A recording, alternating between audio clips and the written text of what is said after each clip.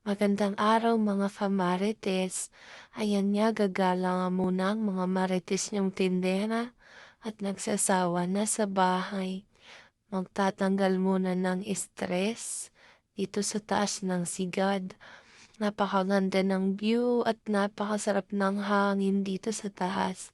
Medyo mataas pala tong ginawang kalsada dito sa amin kasi bundok ito na ginawang kalsada sa taas.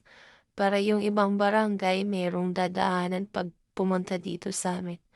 Tignan niyo yung view, napakaganda. Nandito na pala kami sa taas niyan. Ayan oh, tignan niyo.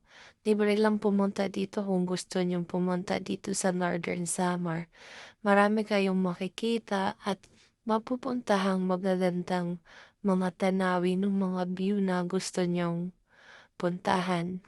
Puwede kayong mag-picture kung gusto niyo.